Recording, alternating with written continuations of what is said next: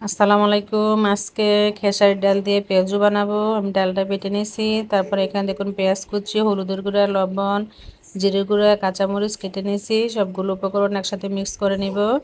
এখন সচরাচর খেসারির ডালে পেঁয়াজুটা দেখা যায় না। মানুষ এখন মসুর ডাল দিয়ে, তারপরে হচ্ছে মটর ডাল দিয়ে মটর ডালের পেঁয়াজু খায়।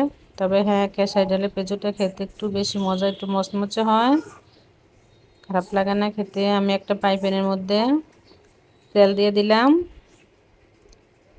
তেলটা গরম হয়ে গেছে, এখন পেঁয়াজুটা দিয়ে দিব। সবগুলো উপকরণ দিয়ে ভালো করে মিক্স করে নিয়েছি। আমি একটু বড় বড় করে বানাবো, কারণ আজকে ভাত দিয়ে পেঁয়াজু দিয়ে খেয়েছি। একদম ঝাল ঝাল করে বানাইছি। আমার ছেলেরা আবার পেঁয়াজুটা পছন্দ করে ঠান্ডা ভাত দিয়ে খেতে। দেখুন পেঁয়াজুটা হয়ে গেছে। আমি এখন এক একটা করে উল্টে দিছি। একদম মচমচে দেখতে বোঝা যায়। দেখুন, অন্যান্য ডাল দিয়ে পেঁয়াজু বানালে কিন্তু এত মচমচে হয় না। খেসার ডালে পেঁয়াজুটা একটু বেশি মচমচে হয়। পেঁয়াজুটা রেডি হয়ে গেছে। দেখুন, সাথে আছে শুকনো মরিচ। খুব মজার একটা খাবার। কার কার পছন্দ ঠান্ডা ভাত দিয়ে পেঁয়াজু দিয়ে খেতে?